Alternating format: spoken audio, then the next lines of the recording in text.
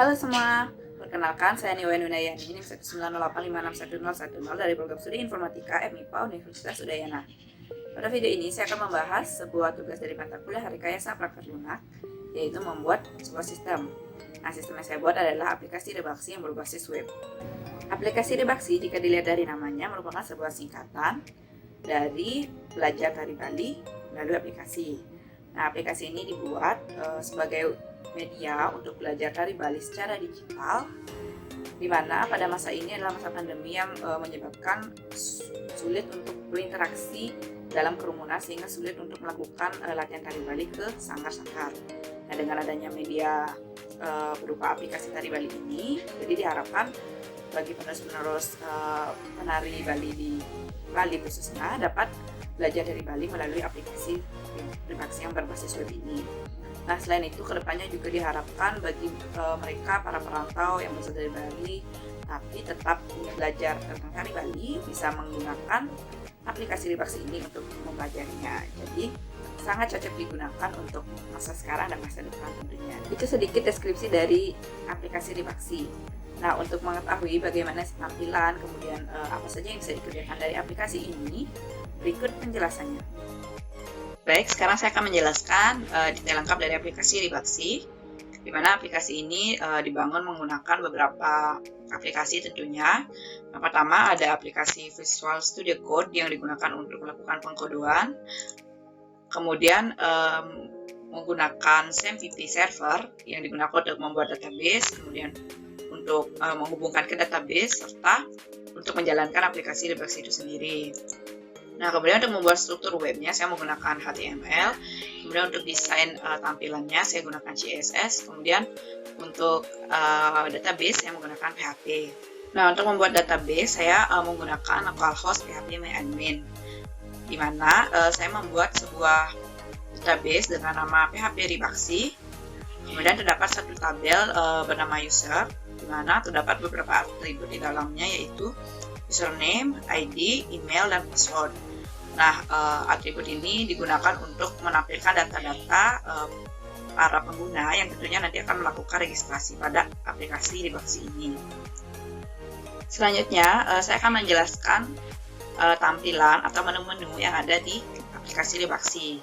Nah, ketika mengakses untuk pertama kali, tentunya user yang belum mempunyai akun akan dihadapkan pada form menu register. Nah, di sini terdapat beberapa data yang perlu dimasukkan, yaitu username, kemudian ada ID, email, password, dan repassword.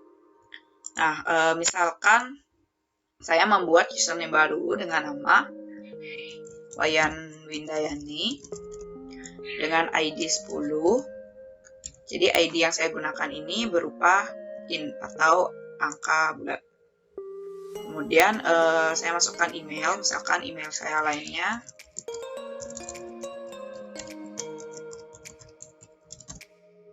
Kemudian tentunya memasukkan password.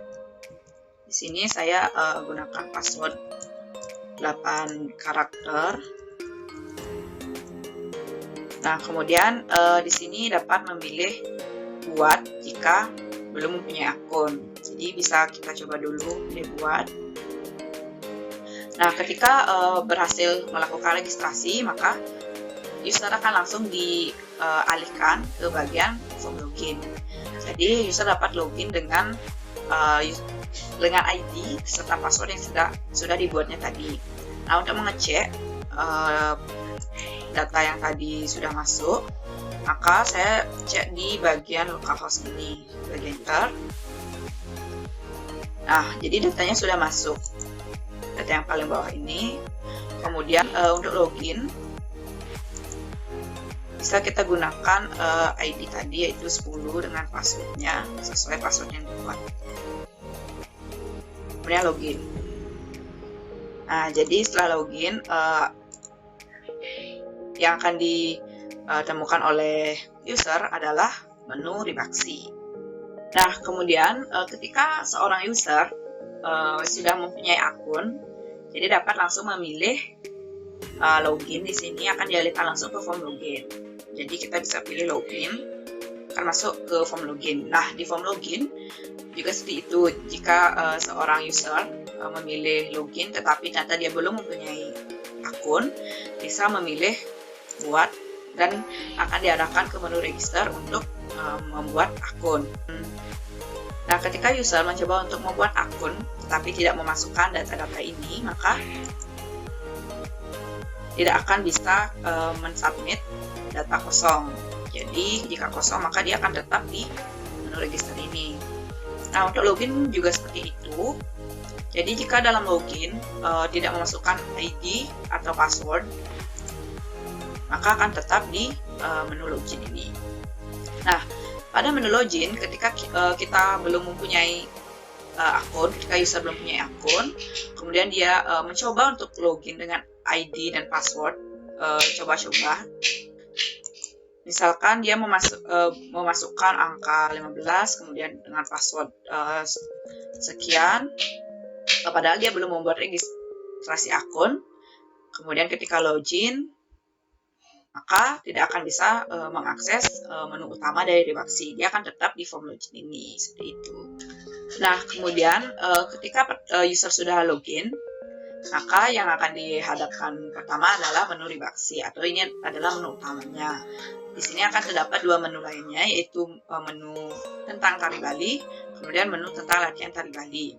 Nah, jika memilih menu tentang Tari Bali, maka akan langsung diarahkan ke bagian dashboard tentang Tari Bali. Kemudian jika memilih latihan Tari Bali, maka akan dihadapkan pada dashboard latihan Tari Bali. Nah, ketika user memilih menu tentang Tari Bali, maka akan ditampilkan dashboard seperti ini. Nah, pada dashboard ini bisa melakukan beberapa aksi, yaitu logout, kemudian memilih Tari Bali, info Tari Bali, serta kuis Tari Bali. Nah, info Tari Bali dan kuis Tari Bali ini didasarkan pada pemilihan Tari Bali. Nah, misalkan saja pada Tari Bali dipilih Tari Cendrawasih, kemudian user ingin mengetahui info Tari Bali tentang Tari Cendrawasih, berarti memilih bagian sini. Nah, di sini akan diberikan deskripsi singkat tentang tari tersebut, kemudian akan dialihkan ke link penjelasan tentang Tari Cendrawasih secara lengkap. Misalkan kita buka. Nah, itu akan dialihkan ke website yang disediakan oleh admin. Nah, kemudian jika user memilih kuis Tari Bali, maka di sini akan terdapat dua pilihan. Jadi ketika user belum menjawab kuis, user dapat memilih kerjakan semua kuis di sini. Jadi syarat kuis ini digunakan untuk syarat mengakses tutorial gambar nantinya. Jadi misalkan dibuka bagian sini, kerjakan semua kuis, maka akan dialihkan ke link soal atau link kuis yang dibuat oleh admin. Nah, kemudian selanjutnya jika user sudah mengerjakan kuis, maka akan dialihkan ke submenu tutorial gambar pada menu latihan Tari Bali. Nah, jadi akan ke sini dia. Nah, selanjutnya ketika user memilih menu latihan Tari Bali, maka akan ditampilkan dashboard ini, di mana aksi yang bisa dilakukan hampir sama dengan tentang Tari Bali, yaitu logout, kemudian memilih tari. Bedanya adalah di sini jika di tentang Tari Bali itu tentang info Tari Bali serta kuis Tari Bali, maka pada latihan Tari Bali itu berupa tutorial gambar dan tutorial video. Nah, cara kerjanya juga sama. Jadi pertama user akan memilih tari yang ingin dipelajari, misalkan Tari Cendrawasih. Nah, kemudian di sini di tutorial gambar dan tutorial video akan otomatis memberikan data tentang Tari Cendrawasih. Nah, misalkan pada ini tutorial gambar, terdapat dua aksi lagi, di mana ketika user belum menyelesaikan kuis, maka dapat mengklik bagian atas, yaitu selesaikan setiap kuis, dan akan dialihkan ke dashboard tentang Tari Bali. Kemudian jika user sudah mengerjakan kuisnya, maka dapat mengakses gambar. Jadi akan diakses gambar tentang tari terkait yang sudah disiapkan oleh admin tentunya. Sekali ini Tari Cendrawasih, beberapa gerakan tarinya. Kemudian pada tutorial video, syaratnya adalah harus menyelesaikan tutorial gambar sebelumnya, dimana jika mengklik bagian atas maka akan tetap di dashboard ini dan akan memilih tutorial gambar. Kemudian jika tutorial gambar sudah dikerjakan maka bisa dapat memilih tonton video. Di sini akan dialihkan ke link YouTube yang sesuai dengan tari yang dipilih. Misalkan ini tari cendrawasih, maka akan dialihkan ke link YouTube tari cendrawasih. Nah, kemudian baik di menu tentang tari Bali maupun menu latihan tari Bali terdapat sebuah button logout. Jadi button logout ini tentunya digunakan untuk keluar ke dashboard utama, yaitu ke menu form login dan berhenti mengakses latihan tari Bali serta tentang tari Bali. Nah, ini sistemnya sama. Jadi ini saya contohkan di bagian tari Balinya. Ketika dipilih logout, maka akan muncul dialog pesan seperti ini. Apakah Anda yakin ingin keluar dari aplikasi?